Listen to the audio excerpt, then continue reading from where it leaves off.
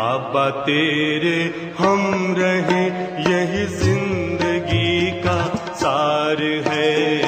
बाबा तेरे हम रहे यही जिंदगी का सार है।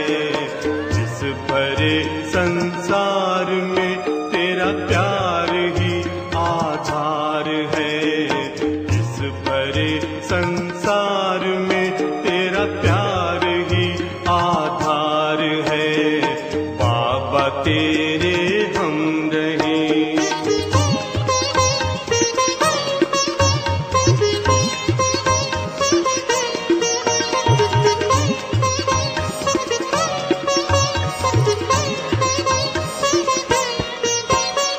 प्राणों में बस तू है बाबा और न दूजा कोई। प्राणों में बस तू है बाबा और न दूजा कोई। स्वर जो तुमने दे दिया है कानों में गूंजा वही। स्वर जो तुमने दे दिया है कानों में गूंजा वही। कानों में गूंजा वही। बाबा तू ही एक जिस पर बच्चों का अधिकार है। बाबा तू ही एक जिस पर बच्चों का अधिकार है। बाबा तेरे हम रहे।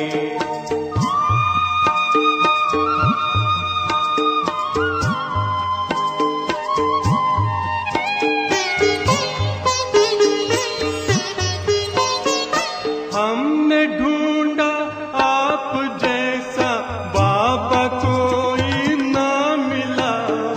हमने ढूंढा आप जैसा बाबा कोई ना मिला।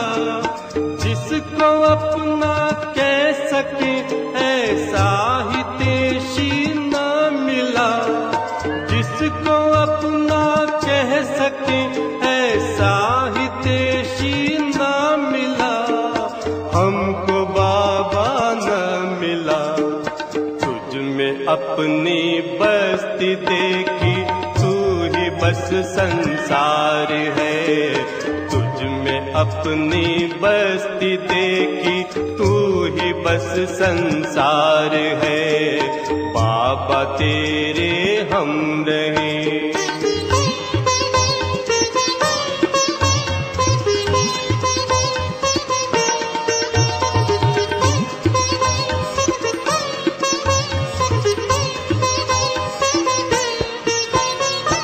अपना प्यारा करके हमको जग से न्यारा कर दिया। अपना प्यारा करके हमको जग से न्यारा कर दिया। जो न दुनिया दे सकी बाबा वो तूने दे दिया। जो न दुनिया दे सकी बाबा वो तूने दे दिया। बाबा वो तूने दे दिया। ये हृदय गाता है प्रतिपल बस तेरा उपकार है। ये हृदय गाता है प्रतिपल बस तेरा उपकार है। बाबा तेरे हम रहे यही जिंदगी का सार है। बाबा तेरे हम रहे यही जिंदगी का सार है। इस बड़े संसार में तेरा प्यार ही आधार है। इस बड़े संसार में तेरा प्यार ही आधार है। बाबा तेरे हम रहे।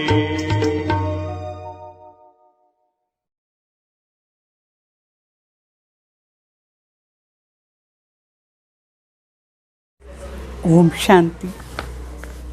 Good morning. ఈరోజు ఆదివారం. అవ్యక్త మురళి.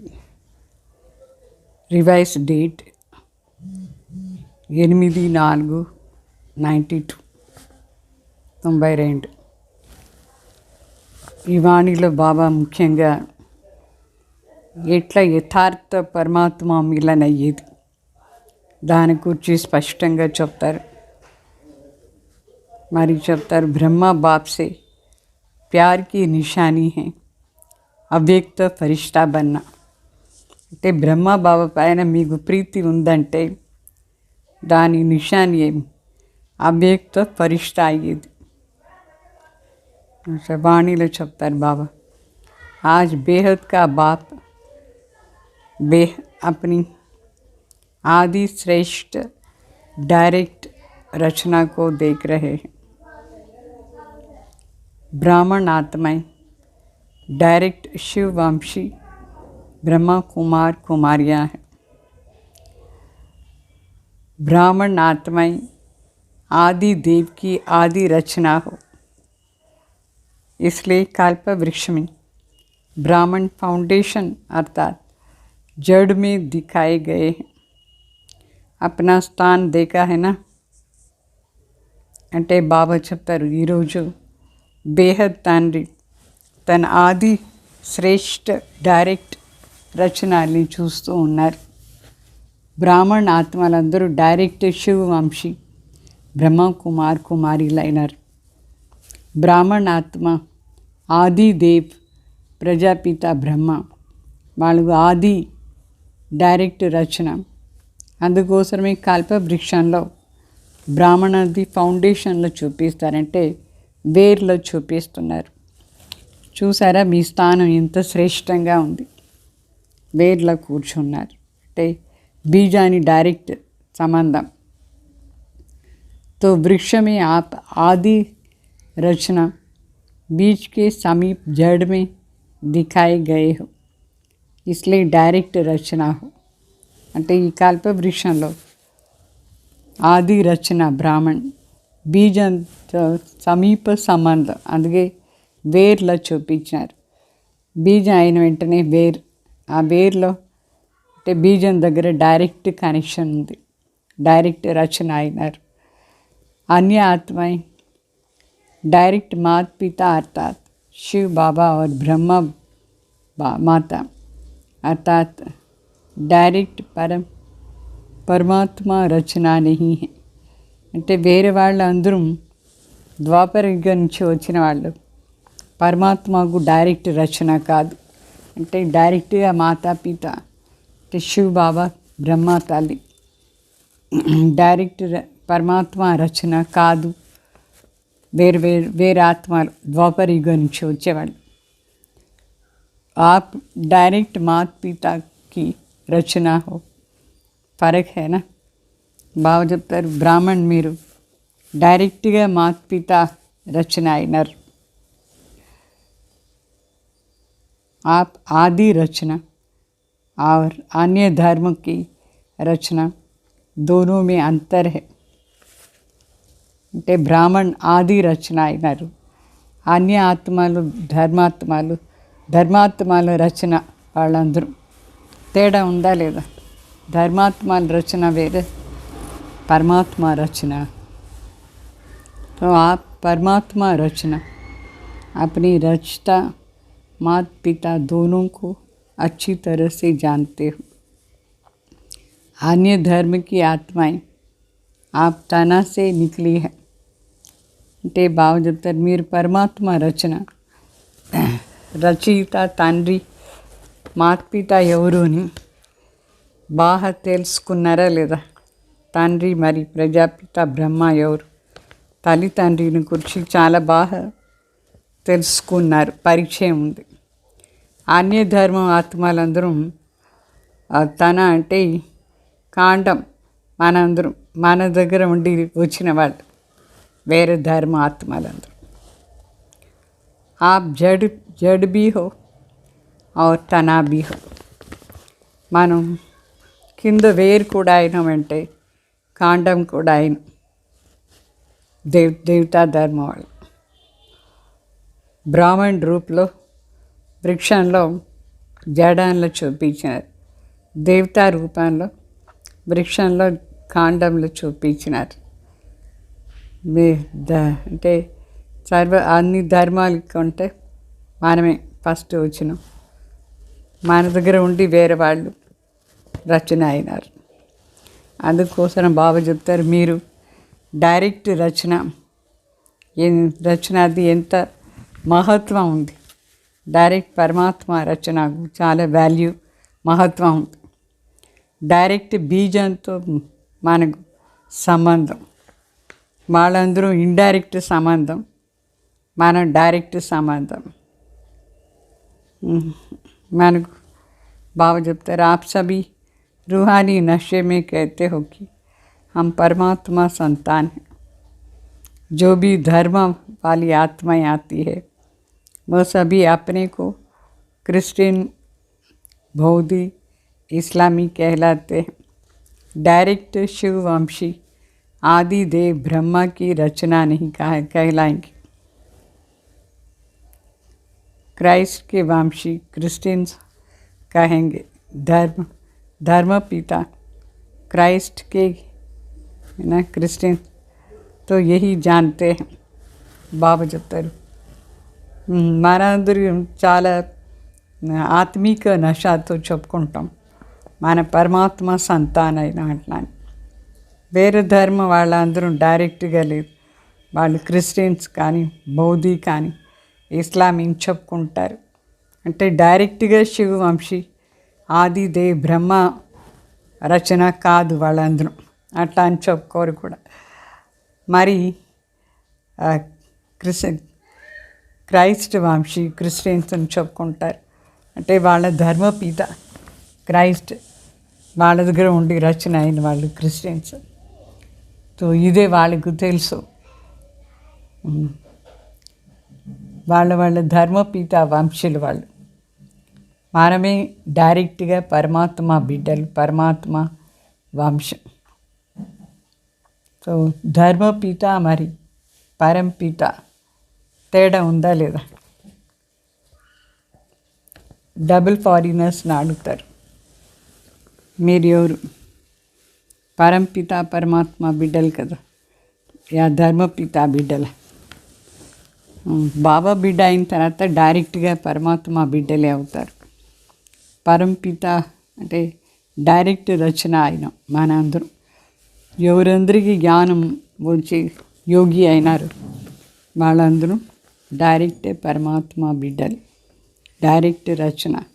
సో డైరెక్ట్ మరి ఇండైరెక్ట్లో చాలా తేడా ఉంది. నషాలు కూడా తేడా ఉందా లేదా? ప్రాప్తిలో కూడా తేడా ఉంది. అందుకే భక్తి మార్గంలో ఇండైరెక్ట్గా తన ఇష్ట దేవత ద్వారా తండ్రిని తలంపు చేస్తారు వాళ్ళందరూ. ఒకవేళ ఎవరైనా శివ్ భక్త్ అయినారంటే కూడా వాళ్ళు శివ్ శంకర్ అట్లానే అనుకునేస్తారు. సో డైరెక్ట్గా కాదు, వాళ్ళు ఇండైరెక్ట్ అయిపోయినారు. భక్తిలో కూడా ఇండైరెక్ట్. जानते भी है कि राम का भी रामेश्वर, लेकिन फिर भी याद राम को ही करेंगे. వాళ్ళకి తెలుసు రామేశ్వరంలో శివలింగం కూడా చూపిస్తారు కదా, రామ కూడా ఈశ్వర్ అట్లా.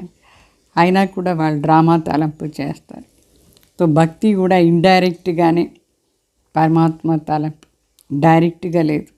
ఒక దేహదారి ద్వారా వాళ్ళు పరమాత్మ తలంపు చేస్తారు, రామ కానీ కృష్ణ కానీ ఇట్లా. సో మనం భక్తిలో కూడా డైరెక్ట్గా పరమాత్మ భక్తి చేసాం. డైరెక్ట్ పరమాత్మ వంశీ ఆత్మలు మనం ద్వాపర యుగం నుంచి భక్తి చేసాం.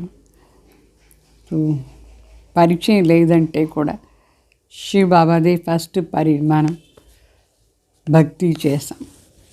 బ్రహ్మ, విష్ణు, శంకర్ వీళ్ళు సూక్ష్మ దేవతలు.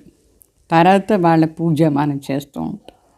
మొదట్లో కాదు, ఆదిలో మన భక్తి ఓన్లీ శివబాబా మాత్రమే, పరమాత్మ తలంపు చేస్తాం. తర్వాత దేవతలది.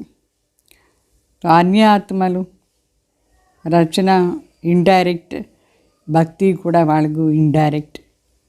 మనకు అన్నీ డైరెక్ట్, భక్తిలో కూడా మన డైరెక్ట్ ఇండైరెక్ట్ కాదు. శివబాబాది పూజ చేసాం, మనం ఆరంభం చేసాం. तो प्राप्तिలో కూడా ఎంత తేడా ఉంది. तो प्राप्ति में भी देखो, आप डायरेक्ट आत्मा हैं, अर्थात डायरेक्ट रचना को अनेक जन्मों के लिए वर्षा जीवन मुक्ति का मिलता है.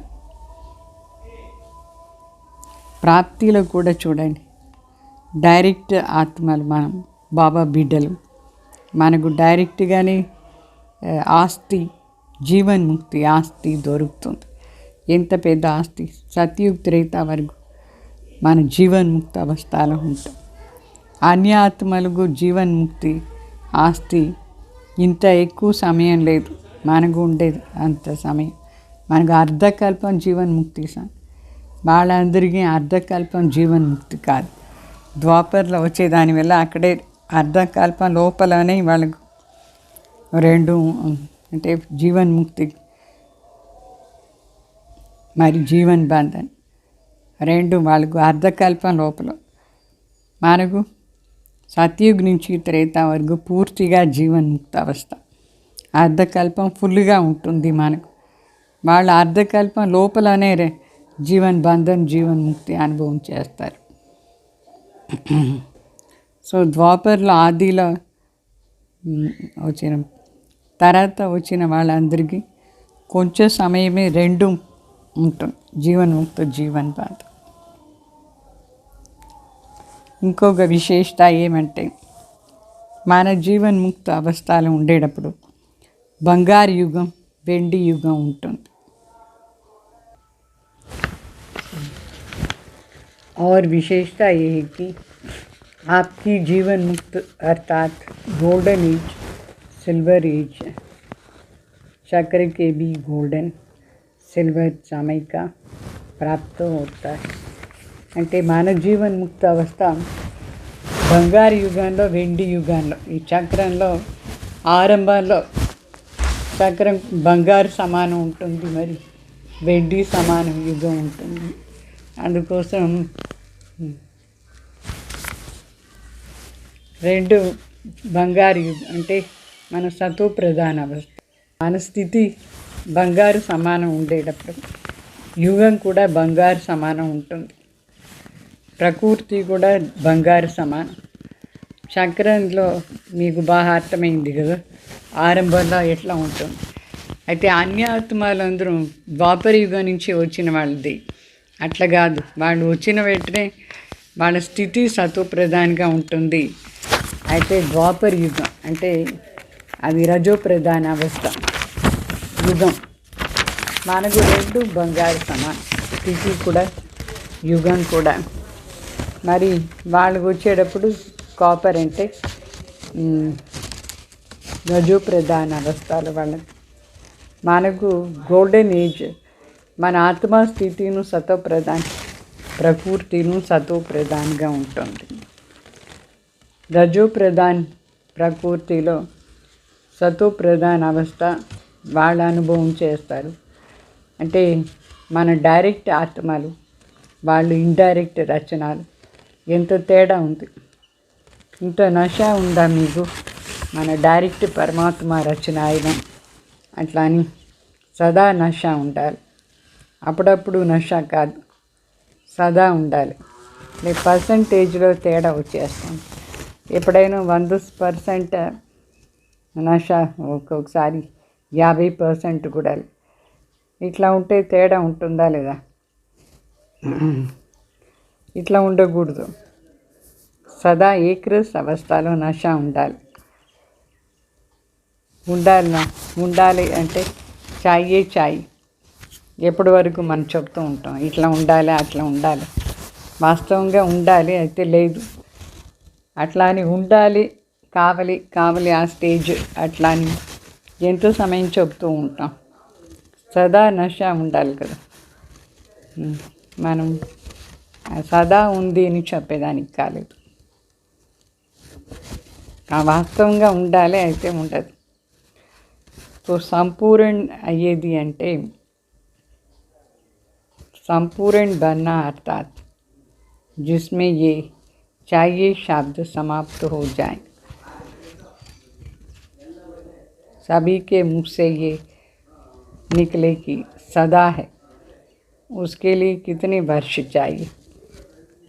बाप भी पूछते हैं, चाहिए चाहिए पूछता है ना, तो इतने वर्ष चाहिए, 10 चाहिए कि उससे भी ज़्यादा कम समय चाहिए, क्योंकि तपस्या वर्ष आरंभ किया, अभी तो समाप्ति का समय आ गया। लेकिन जब आरंभ किया तो सबने क्या संकल्प किया, संपन्न बन जाएंगे, यही सोचा था ना। బాగా చెప్తారు. మీకు ఇంకా ఎంత సమయం కావాలి సంపూర్ణ అయ్యేదానికి? 10 సంవత్సరాలు చాలా, ఇంకా ఎక్కువ కావాలన్నా తక్కువ కావాలన్నా అట్లా అని. తపస్య సంవత్సరం స్టార్టింగ్లో అందరూ సంకల్పం ఏమో చేసినారు, సంపూర్ణ అయితాం అట్లా అని. అయితే తపస్య సంవత్సరం స్టార్ట్ అయ్యి లాస్ట్ స్టేజ్లో కూడా వచ్చేసింది. ఆ సంవత్సరానికి లాస్ట్ సమయం. మళ్ళీ ఏం ఆలోచన చేస్తారు? మొదట్లో ఏమో సంపూర్ణ అయిపోతాను అనుకున్నారు, ఇప్పుడు ఇంకా సమయం కావాలి, ఇంకా కొన్ని సంవత్సరాలు కావాలి అనుకుంటారు. ఈ కావలేని శబ్దం ఎంత టైం బాగా అడుగుతారు. 25 సంవత్సరాలు కావాలన్నా? ఒక సంవత్సరానికి 12 నెలలు కదా, ఎన్ని సెకండ్స్. సో అందరూ సంపన్న అయ్యేదానికోసం సమయం కావాలి అని చెప్తారు కదా, కావాలి. రిజల్ట్ ఏమి? ఎన్ని సంవత్సరాలు కావాలి? బాబా అడుగుతారు, చెప్పండి. లేదంటే ఇంకొక సంవత్సరం కూడా ఇదే పాట పాడుతూ ఉంటారు. బాగా చెప్తారు, ఏదైనా పాటకు టైం ఉంటుంది, 3 నిమిషాలు 5 నిమిషాలు. అయితే ఈ కావలేని పాటకు ఎంత టైం కావాలి, ఎన్ని సంవత్సరాలు కావాలి? సో దృఢ సంకల్పం చేసినారా అయిపోతాని? లేదు ఇంకా సమయం కావాలన్నా? दृढ़ता दी निशानी सफलता। फिर तो इस वर्ष और फोर्स की तपस्या चाहिए ना, మరి దృఢతా ది నిశాని సఫలత. ఒకవేళ కాలేదంటే ఇంకా ఫోర్స్గా సంకల్పం చేయాలి కదా, సంపన్న అయిపోతాం అట్లా అని. या सेवा करनी है, दोनों नहीं कर सकते. తపస్యాని చేయాలన్నా లేదు సేవ కూడా చేయాలన్నా? రెండు చేరి చేసానికి కాదా అని అడుగుతారు బాబా. సో మన పేరేమి? కర్మయోగి టైటిల్ ఉంది కదా, యోగి కూడా అయినారు, కర్మం కూడా అంటే సేవ కూడా చేరి చేయాలి. ఊరికే యోగం తపస్య అంటే ఊరికే యోగం చేస్తారు. वैसे देखा जाए तो सेवा उसको ही कहा जाता है जिसमें स्व और सर्व की सेवा समाई हुई हो. दूसरों की सेवा करे और अपनी सेवा में अलबेला हो जाए तो उसको वास्तव में यथार्थ सेवा नहीं कहें. బాబా చెప్తారు, సేవ అంటే అర్థం ఏమంటే మన సేవను కావాలి, స్వసేవ మరి వేరే వాళ్ళ సేవకు రెండు చేరి ఉండాలి. ఊరికి వేరే వాళ్ళకి సేవ చేస్తామంటే మరి స్వయం అల్బేలా పని అయిపోతాయి, అది యథార్థ సేవ కాదు. యథార్థ సేవ అంటే రెండు చేరి. సేవది విశేషత, సేవది అర్థం కూడా ఏమంటే సేవ ద్వారా మనకు మేవా అంటే ఇది మంచి రిజల్ట్ వస్తుంది. అయితే స్వసేవ కూడా చేరి ఉండాలి. సేవ అంటే ఫ్రూట్, మేవా అంటే ఫ్రూట్, పండు అంటే ఫలం ప్రత్యక్ష రూపంలో దొరుకుతుంది. సేవ చేసి మేవా తినాలంటే సేవను చేయాలి, ఫ్రూట్ని తినాలి. ఫ్రూట్ అంటే సేవది రిజల్ట్, సంతోషం. ఒకవేళ స్వసేవ పైన అటెన్షన్ లేదు, అల్బేలా పనిలా ఉంటాయి. అప్పుడు సేవలో వేరే వాళ్ళ సేవలు కూడా ఎక్కువగా ఖర్చు అవుతుంది, ప్రయత్నం జాస్తి, శ్రమ ఉంటుంది, అలసిపోదాం. ప్రత్యక్ష ఫలం కూడా సరిగ్గా దొరకదు. స్వసేవ లేకంటే వేరే వాళ్ళు సేవ మాత్రమే చేస్తే అలసిపోదాం, ఖర్చు ఎక్కువ, శ్రమ ఎక్కువ. అందుకే బాగా చెప్తారు, మొదట్లో స్వసేవలో సఫలత ఉంటారు, దాని వెంట చేరి వేరే వాళ్ళు సేవ చేస్తే కూడా సఫలత అనుభవం అవుతుంది. రెండు చేరి ఉండాలి. स्व को हो और औरों की नहीं हो तो भी యథార్థ సేవ नहीं. ఊరికే మనది మాత్రమే ఇంప్రూవ్మెంట్, వేరే వాళ్ళది కాదు అంటే అది కూడా యథార్థ సేవ కాదు.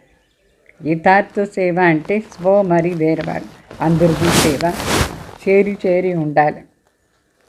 స్వకో నహీ హో తో भी యథార్థ సేవ नहीं. వేరే వాళ్ళది మాత్రం సేవ చేస్తాం, స్వయంది కాలేదు అంటే కూడా యథార్థ సేవ కాదు.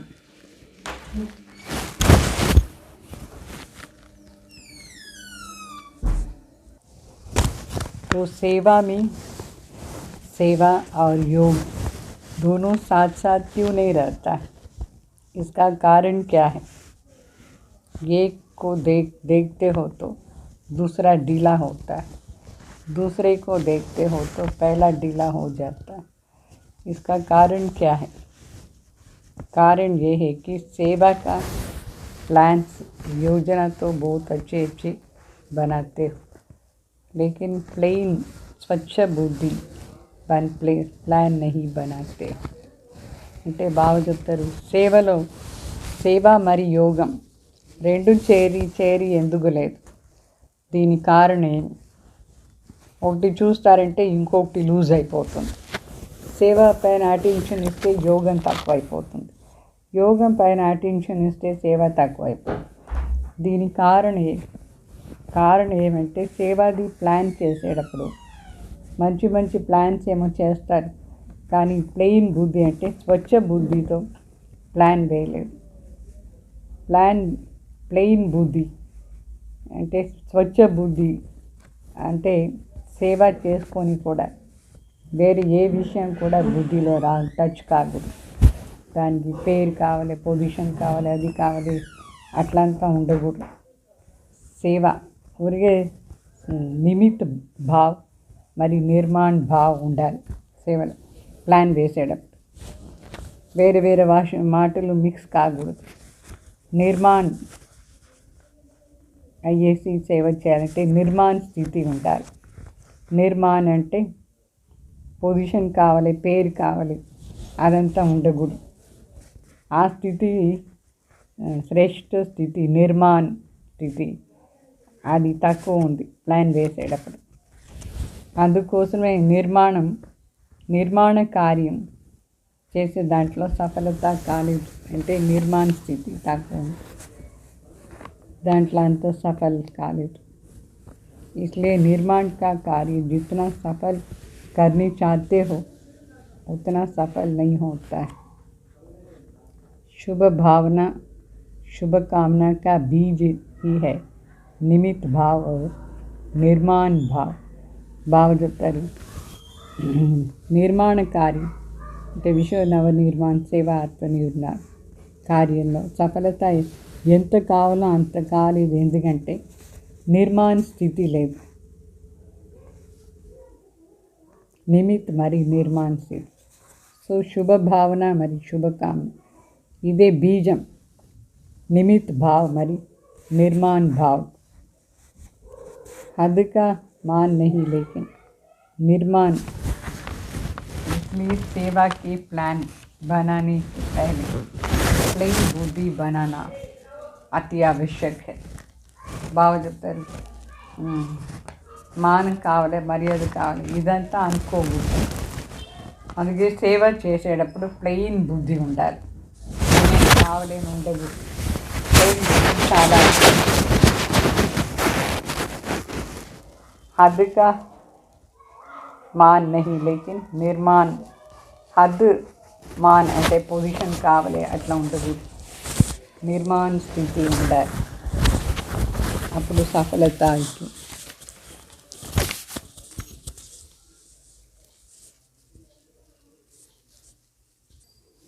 సో సేవ చేసేటప్పుడు సేవ మరి యోగా రెండు చేరి ఉండాలి మరి సేవ ప్లాన్ వేసేటప్పుడు నిమిత్ భావ్ నిర్మాణ్ ఉండాలి అంటే పేరు కావాలి పొజిషన్ కావాలి అదంతా ఉండకూడదు ఏది కావాలి అని ఉండకూడదు నిర్మాణ కార్యం సఫల్ కావాలంటే నిర్మాణ స్థితి ఉండాలి అందుకే బాబు చెప్తాడు ఇప్పుడు హద్ పొజిషన్ కావాలి పేరు కావాలి అని లేకుండా నిర్మాణ స్థితి చేసుకోవాలి అప్పుడు సేవలో ఏం ప్లాన్ వేస్తామో దాంట్లో శుభ భావన శుభకామన అంటే నిమిత్ భావ్ నిర్మాణ్ భావ్ రెండు ఉండాలి ఇది చాలా అవశ్యం प्लेन बुद्धि नहीं तो प्लेन बुद्धि के बजाय अगर बुद्धि में और आयथार्थ भाव का किचड़ा मिक्स हो जाता है तो जो सेवा का प्लान बनाते हो उसमें भी रतन जटित के साथ साथ पत्थर भी जड़ जाता है भाव जब तक ఒకవేళ బుద్ధి ప్లెయిన్గా లేదంటే అయ్యథార్థ భావం అంతా మిక్స్ అయిపోయిందంటే చెత్త మిక్స్ అయిపోయింది దీని అర్థం సేవ ప్లెయిన్ బుద్ధిలో చేయకుండా వేరే భావన అంతా మిక్స్ చేసుకుంటే మనకు సత్యుగంలో పూర్తిగా రతన్ జటి క్రీటన్ బదులుగా దాంతో రాళ్ళు కూడా మిక్స్ అయిపోయి ఉంటుంది రతన్ और పత్తర్ మిక్స్ हो जाता है రత్న మరి రాళ్ళు రెండు మిక్స్ అయిపోతుంది ప్లెయిన్ బుద్ధి లేదంటే సో नवरत्न जड़ेंगे तो एक पत्थर मिक्स करेंगे कोई भी चीज़ में नौ रियल हो और एक आर्टिफिशियल हो तो वैल्यू क्या होंगी అంటే నవరత్న పూర్తిగా ఉండాలి కదా రాళ్ళు మిక్స్ అయితే ఏం బాగుంటుంది ఇప్పుడు ఏదైనా ఒక సామాన్ సరే 9 సత్యంగా ఉంటుంది 1 దాంట్లో ఆర్టిఫిషియల్గా నకిలీ మిక్స్ చేస్తే అందరికీ డౌట్ వచ్చేస్తుంది 9 కూడా సత్యమో లేదో అట్లా అని మిక్స్ तो लेने वाले के भी संकल्प चलेंगे कि 9 भी रियल है या మిక్స్ है ఒకటి ఆర్టిఫిషియల్ ఉంటే తీసుకునే వాళ్ళకి కూడా డౌట్ వచ్చేస్తుంది మిగతా అన్నీ కూడా సత్యమో లేదో ఆర్టిఫిషియల్ అట్లా అని इसलिए सेवा के प्लान के साथ साथ प्लेन बुद्धि का अटेंशन पहले रखो అందుకే బాగా చెప్తారు సేవా ప్లాన్కి ముందు ప్లెయిన్ బుద్ధి పైన అటెంషన్ ఇవ్వండి अगर प्लेन बुद्धि है और सेवा का प्लान इतना बड़ा भी नहीं है फिर भी प्लेन बुद्धि वालों को नुकसान नहीं है बोझ नहीं है బాగా చెప్తారు ప్లెయిన్ బుద్ధి అయ్యేసి సేవ చేస్తే నష్టం కాదు ఏ పెద్ద సేవ ఏం లేదు చిన్న సేవ చేసినా కూడా ప్లెయిన్ బుద్ధితో చేస్తే ఏమీ నష్టం ఉండదు బరువు ఉండదు सेवा का फ़ायदा कम है लेकिन नुकसान तो नहीं कहेंगे కొంచెం చిన్న సేవలో లాభం ఏమో తక్కువ కానీ నష్టం కాదు మిక్స్చర్ బుద్ధితో ఎంత పెద్ద సేవ అయినా చేయండి చాలా నష్టమే ఉంటుంది अतः मिक्सचर बुद्धि में तो नुकसान है इसलिए ये वर्ष की तपस्या का क्या करेंगे सेवा में तो कहेंगे कि नीचे आ जाते हैं तो क्या करेंगे सिर्फ तपस्या అంటే చెప్తారు సేవ చేస్తే స్థితి కిందగా వచ్చేస్తుంది అంటే మరి తపస్య మాత్రమే చేస్తారా ఏమి సేవ తపస్య రెండు చేరి ఉండాలైతే ప్లెయిన్ బుద్ధితో చేయాలి పేరు కావాలి అది కావాలి ఇది కావాలి ఏమి అనుకోకూడదు సేవ చేసేటప్పుడు जब स्वयं संपन्न बनूं तभी विश्व परिवर्तन का कार्य भी संपन्न होगा బాగా చెప్తారు ఎప్పుడు మనం స్వయం సంపన్న అవుతాం అప్పుడే విశ్వ పరివర్తన కార్యం కూడా సంపన్న అయిపోతుంది आप सबकी संपन्नता की कमी के कारण विश्व परिवर्तन का कार्य संपन्न होने में रुका हुआ है. బాబు చెప్తారు, మనందరం సంపన్న స్థితిని తీసుకురాలేదు. దాని కారణించి విశ్వ పరివర్తన కార్యం కూడా సంపన్నం స్టాప్ అయిపోయి ఉంది. प्रकृति दासी बन आपकी सेवा के लिए इंतज़ार कर रही है कि ब्राह्मण आत्माएं ब्राह्मण सो फरिश्ता और फिर फरिश्ता सो देवता बने तो हम दिल व जान शिवकर प्रेम से सेवा करें, क्योंकि सिवाय फरिश्ता बने देवता नहीं बन सकते हो. బాబా చెప్తారు, ప్రకృతి కూడా దాసి అయ్యేసి ప్రకృతి దాసి మనకు వెయిట్ చేస్తూ ఉంది. ఎప్పుడు నేను ఈ బ్రాహ్మణాత్మలకు సేవ చేసేది. అయితే ఈ బ్రాహ్మణాత్మలు ఎప్పుడు బ్రాహ్మణ్ సో ఫరిష్తా సో దేవత అవుతారు. అప్పుడు మనస్ఫూర్తిగా ప్రీతిగా మేము కూడా వీళ్ళకు సేవ చేసానికి రెడీ అట్లా అని చెప్తుంది ప్రకృతి. ఫరిష్తా కాలేదంటే దేవత కూడా అయ్యేదానికి లేదు. బ్రాహ్మణ్ నుంచి ఫరిష్తా కంపల్సరీగా కావాలి. అప్పుడే ఫరిష్తా నుంచి దేవత అవుతాం. కానీ కావాలి ఫరిష్తా. ఫరిష్తా అంటే అర్థం ఏమి? फरिश्ता का अर्थ ही है जिसका पुरानी दुनिया, पुरानी संस्कार, पुरानी देह के प्रति कोई भी आकर्षण का रिश्ता नहीं.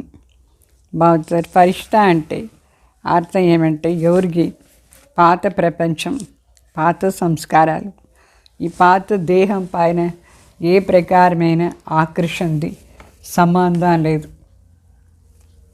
ఈ మూడు నుంచి ఆకర్షణ నుంచి దూరంగా ఏ సంబంధం ఈ మూడిట్లా లేదు. అట్లా ఉండాలి. तीनों में पास चाहिए, तीनों से मुक्त. ఈ మూడిట్ల మాట నుంచి ముక్త, మూడిట్లా పాస్ అయిపోవాలి. అప్పుడే సేవ फरिश्ता అయ్యేది సాధ్యం. तो वैसे भी ड्रामा में पहले मुक्ति का वर्षा फिर जीवन मुक्ति का है.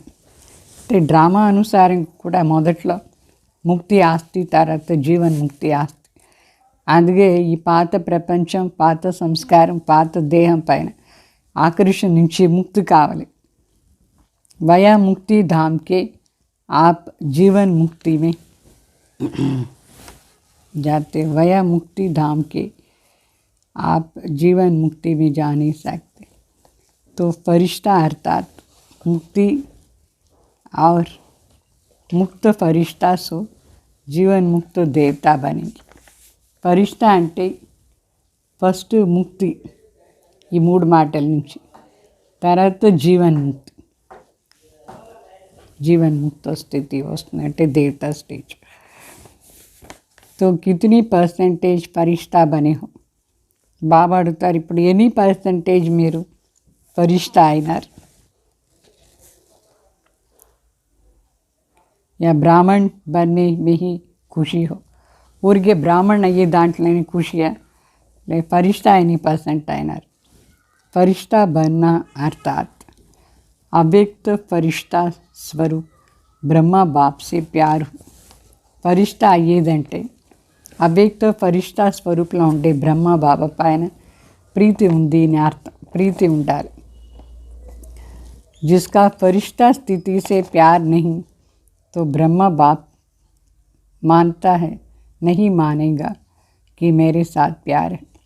ఎవరికి ఫరిష్తా స్థితిలో ప్రీతి లేదో వాళ్ళ కోసం బ్రహ్మ బాబా కూడా ఒప్పుకోరు నా పైన ప్రీతి ఉంది అట్లా అని. అంటే ప్రీతి లేదు అని అర్థం. फरिश्ता स्टेज లేదంటే प्यार का अर्थ ही है समान बनना. ब्रह्मा बाप फरिश्ता है ना. फरिश्ता बन आप सबको फरिश्ता बनाने के लिए फरिश्तों की दुनिया में रुके हुए हैं. బాబా చెప్తారు, ప్రీతి అంటేనే అర్థం ఏమంటే సమాన అయ్యేది. బ్రహ్మ బాబా ఫరిష్తా అయినారు కదా. ఫరిష్తా అయి మనందరినీ కూడా ఫరిష్తా లాగా చేసేదానికోసమే ఫరిష్తా ప్రపంచంలో వెయిట్ చేస్తూ ఉన్నారు బాబా. మన కోసం వెయిట్ చేస్తున్నారు మన ఫరిష్తా చేసానికి. బాబా చెప్తారు, సిర్ఫ్ ముఖ్సే నహీ కహో कि बाप से बहुत प्यार है, వర్ణన్ కరేంగే క్యా వర్ణన్ కరే. ఊరికే నోటితో ఇట్లా చెప్పకూడదు, నాకు బాబాతో చాలా ప్రీతి ఉంది, ఎట్లా వర్ణన చేసేది ఎట్లా అని.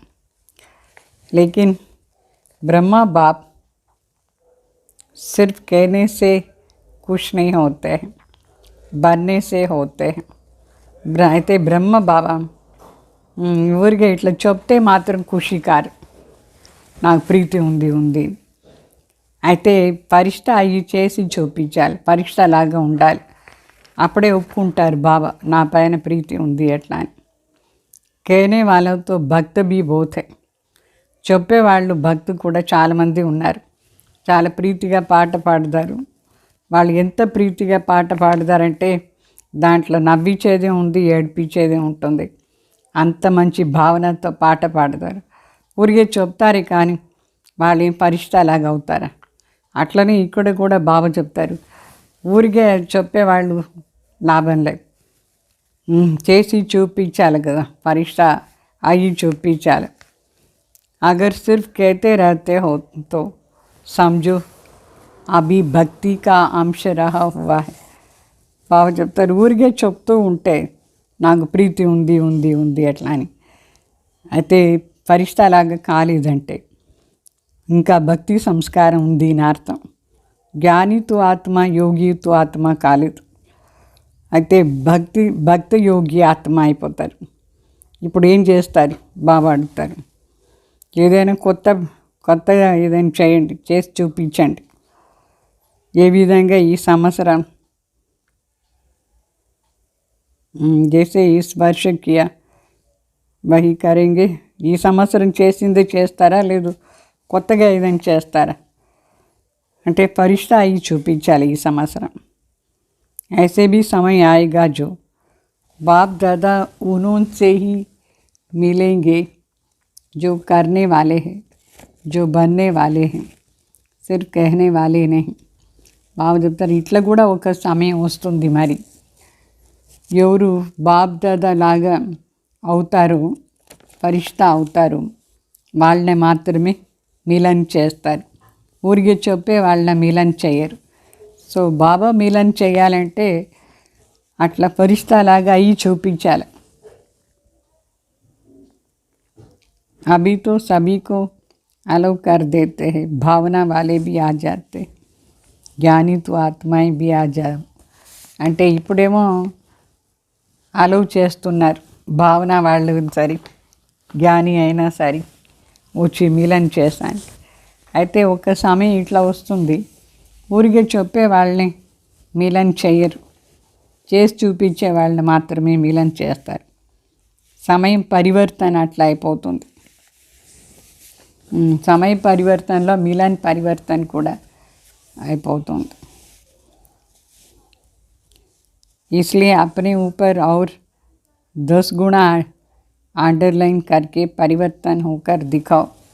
అందుకే బాబా చెప్తారు, స్వయం పైన ఇంత అటెన్షన్ ఇవ్వండి, ఇంకా 10 times ఎక్కువ అటెన్షన్ ఇచ్చి పరివర్తన అయ్యి చూపించండి, ఫరిష్తా లాగా అయిపోవాలి అట్లా.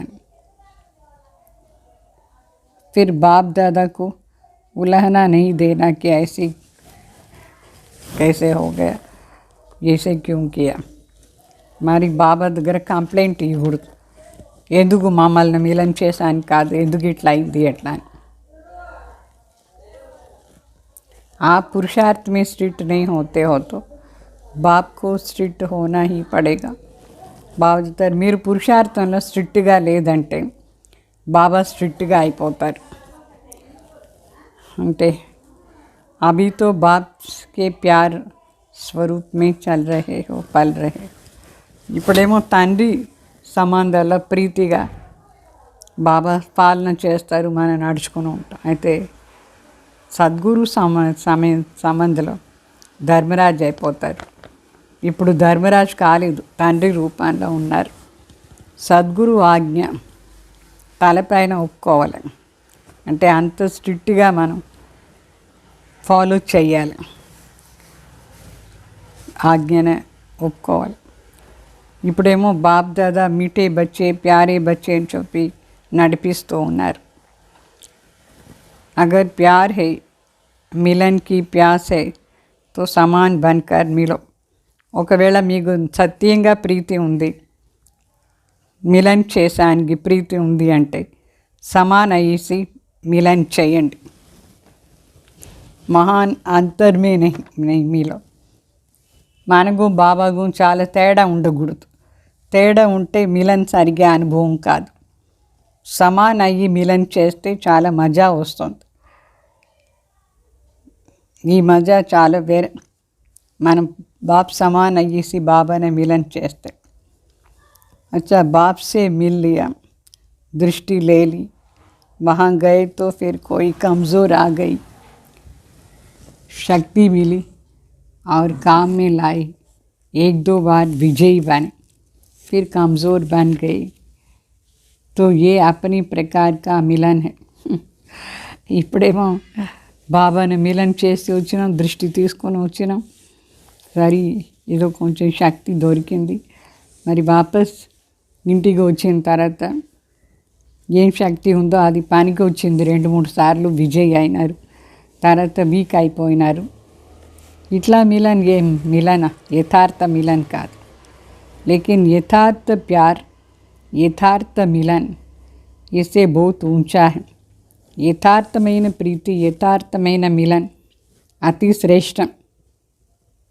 बहुत बहुत प्यारा है, उसका అనుభవ కరం. యథార్థ మిలన్ చాలా స్వీట్గా ఉంటుంది, బాగుంటుంది. దాని అనుభవం చేయండి. సద్గురుకి కోయిని ఆజ్ఞా నహీ మాని తో సద్గురు హేనా. బాబా సద్గురు అయిపోతే, సద్గురు అంటే చాలా భయంకర రూపం.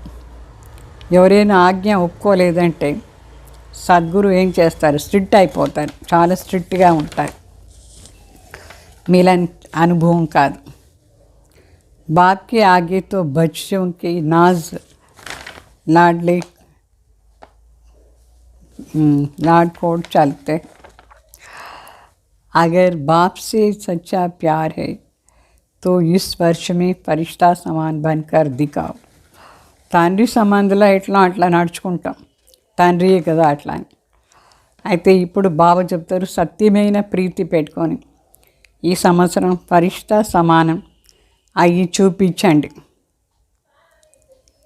అభి ఇతనే సబ్ మిల్నే కే లియే ఆయి, బహుత్ అచ్చా హై, లేకిన్ ఔర్ అచ్చే తే అచ్చా కర్నా హై. ఇప్పుడేమో ఇంతమంది వచ్చినారు మిలన్ చేసానికి, బాగానే ఉంది. అయితే ఇంకా ఎక్కువగా బాగా కావాలి, ఇంకా బాగా కావాలి. प्यार करना और प्यार निभाना, इसमें अंतर है. ఊరికే ప్రీతి పెట్టుకునేది వేరే, ఆ ప్రీతిని నిభాయించేది వేరే. నిభాయించాలి. ప్రీతి ఉండేదేమో చాలామందికి ప్రీతి ఉంది. అగర్ ప్యార్ నహీ హోతా తో ఇతని సబ్ క్యూ ఆతే. ప్రీతి ఉండేదాని వల్ల వచ్చినారు బాబా మిలన్. అయితే ప్రీతిని నిభాయించే వాళ్ళు కావాలి. నిభాయించే దాంట్లో తేడా ఉంది. అర్థమైందా? ఎంతమంది ప్రీతిని నిభాయిస్తారు? మీరు నిభాయించే వాళ్ళు అయినారా? ఊరికే ప్రీతి ఉంది అని చెప్పేవాళ్ళ? నిభాయించాలి. సో నిభానే वाली चाहिए, न कि सिर्फ कहने वाले कहें. निभाने वाले हो या सिर्फ कहने वाले नहीं कहें. प्रैक्टिकल में सिर्फ मुख से नहीं, प्रैक्टिकल में होगा. सुनाया ना कि तपस्या के चार्ट में भी अपने को मार्क्स सर्टिफिकेट देने वाली बहुत है, लेकिन सर्व के संतुष्टता की सर्टिफिकेट कोई कोई को प्राप्त होता है. चार्ट रखने वाले भी बहुत निकले. బాగా చెప్తారు. ప్రాక్టికల్గా ఉంటే నోటితో చెప్పరు, ప్రాక్టికల్గా చేసి చూపిస్తారు నిభాయించేవాళ్ళు. సో ఊరికే చెప్పేవాళ్ళు కాకూడదు. బాబా చెప్తారు తపస్య సంవత్సరంలో చార్ట్ చెప్పినారు కదా బాబా. మనమే మనకు మార్క్స్ తీసుకోవాలి, సర్టిఫికేట్ అంతే. స్వయంకు సర్టిఫికేట్ ఇచ్చేవాళ్ళు చాలామంది ఉన్నారు. అయితే సర్వాత్మలు సంతుష్టత అది సర్టిఫికేట్ ఎవరో కొందరికి మాత్రమే ప్రాప్తి అవుతుంది. చార్ట్ పెట్టుకునే వాళ్ళేమో ఎక్కువ మంది ఉన్నారు. అయితే अपने को अच्छे से अच्छा सर्टिफिकेट देने वाले भी बहुत निकले, बहुत नहीं लेकिन कुछ है. సెకండ్ నంబర్ వాళ్ళే బోత్ హే. బాగా చెప్తారు. చాలా మంచిగా అంటే మంచి సర్టిఫికేట్ తీసుకుని స్వయం ఇచ్చే వాళ్ళు ఏమో ఉన్నారు, కానీ అందరితో చేసుకోవాలి అది తక్కువ మంది ఉన్నారు. సెకండ్ నంబర్ వాళ్ళు ఎక్కువ మంది ఉన్నారు. Second quality. ఫస్ట్ క్వాలిటీ కావాలి. लेकिन सबके मुख से ये निकले कि हाँ ये नंबर 1 है. सबके दिल से ये दुआओं का सर्टिफिकेट मिले, इसको कहेंगे नंबर 1. అయితే అందరూ నోటి నుంచి మనస్ఫూర్తిగా ఆశీర్వాదంతో చెప్పాలి, అవును వీళ్ళు నంబర్ 1 అట్లా అని. అప్పుడే నంబర్ 1 అవుతారు. మనస్ఫూర్తిగా చెప్పాలి వీళ్ళది బాగుంది అట్లా అని. कई बच्चे कहते हैं कि हम तो ठीक है, लेकिन कोई कोई आत्माओं का कोई कड़ा हिसाब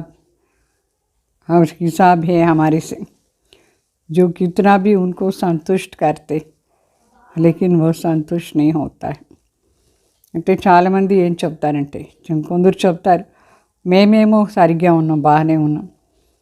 అయితే కొందరు ఆత్మలు ఎంత స్ట్రాంగ్ లెక్కాచారం, వాళ్ళకి ఎంత తృప్తి చేసినా తృప్తియే కారు, సంతుష్టం కారు అని చెప్తారు. బాప్ దాదా మొదట్లో ఏం వినిపించినారు, మొదట్లోనే చెప్పాను. बाप दादा ने पहले भी कहा था कि अगर ऐसा कोई कहा कड़ा हिसाब किताब है तो भी कम से कम 95% सर्टिफिकेट मिलना चाहिए. బాగా చెప్తారు.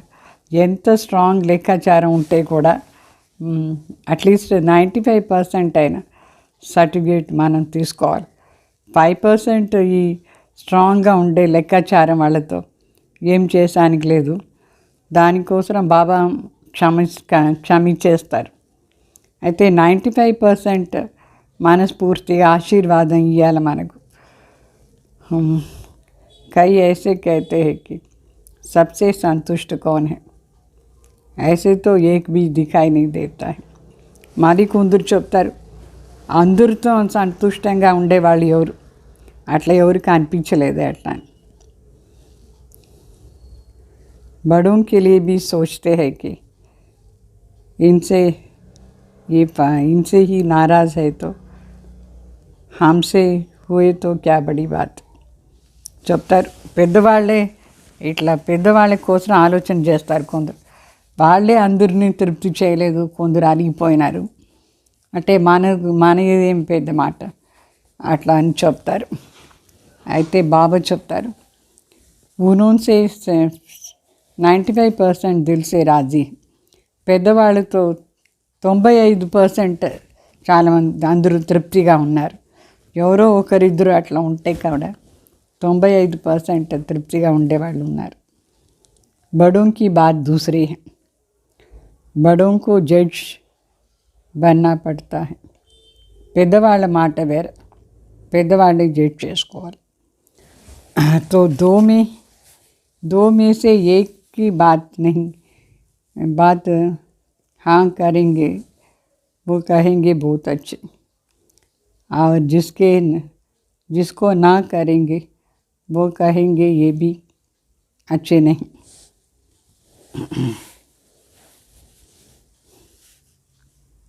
तो जज एक को हाँ करेंगे या दोनों को.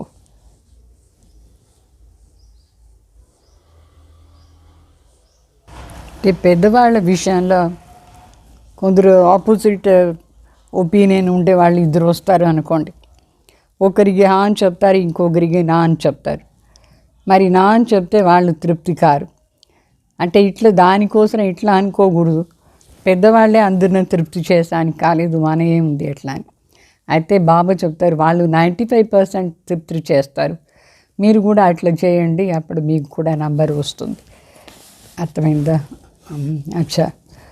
चारों ओर के आदि पिता के आदि रचना, डायरेक्ट रचना, श्रेष्ठ आत्माएं, सर्व जीवन मुक्त का वर्षा, अनेक जन्म प्राप्त करने वाली आत्माएं, सर्व ब्राह्मण सो फरिश्ता, फरिश्ता सो देवात्मा बनने वाली अधिकारी आत्माएं, सदा प्लेन बुद्धिमान, सेवा के प्लान में सफलता प्राप्त करने वाली आत्मा, बाप से सच्चा स्नेह सच्चा प्यार निभाने वाली सर्व समीप आत्माओं को बाप दादा का याद प्यार और नमस्ते. అంటే బాబా చెప్తారు అందులో ఆది పితాకు ఆది రచన, డైరెక్ట్ రచన, శ్రేష్ఠ ఆత్మలకు సర్వ జీవన్ ముక్త ఆస్తిని అనేక జన్మ ప్రాప్తి చేసుకునేవాళ్ళు, సర్వ బ్రాహ్మణ్స్ ఫరిష్తా నుంచి దేవాత్మ అయ్యేవాళ్ళు, అధికారి ఆత్మలు, సదా ప్లెయిన్ బుద్ధిగా ఉండి సేవలో ప్లాన్ వేసేవాళ్ళు, సఫలత ప్రాప్తి చేసుకునే ఆత్మలకు బాప్ దాదా దగ్గర సత్యమైన ప్రీతి సత్యమైన స్నేహాన్ని నిభాయించేవాళ్ళు. అట్లా సర్వ సమీప ఆత్మలకు బాప్ దాదా యాద్ ప్యార్ మరి నమస్తే చెప్తారు. మళ్ళీ వరదానం, कंट्रोलिंग पावर द्वारा तूफान को भी तोहफा बनाने वाली यथार्थ योगी भाव. బాబా చెప్తారు కంట్రోలింగ్ పవర్ ద్వారా అనేక ప్రకారమైన తుఫాన్ను కూడా తోఫా అంటే గిఫ్ట్ని అనుకునేవాళ్ళు. యథార్థ యోగి భావ, यथार्थ व सच्चा योगी वो है जो अपनी बुद्धि को एक सेकंड में जहाँ चाहिए और जहाँ चाहिए जब लगाना चाहिए वहाँ लगा सको.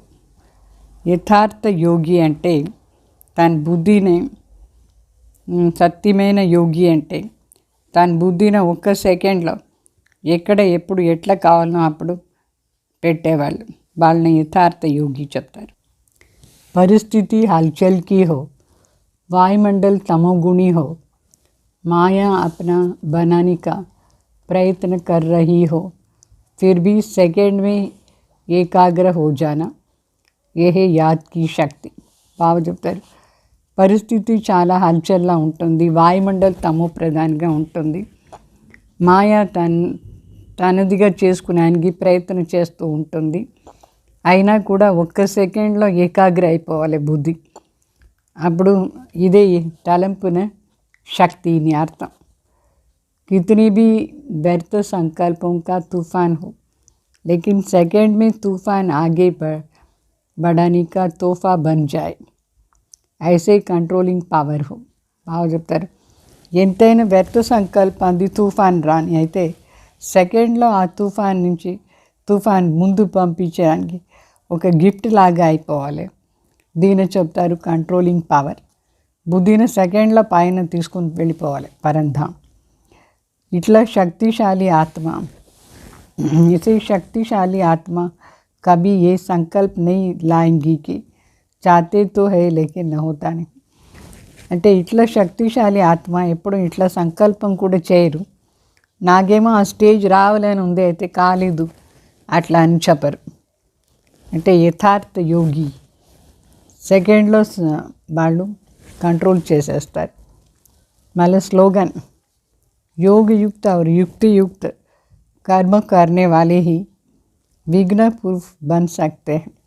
అంటే యోగయుక్త మరియు యుక్తియుక్త కర్మ చేసే వాళ్ళే విఘ్న ప్రూఫ్ అయ్యేది సాధ్యం. ఓం శాంతి.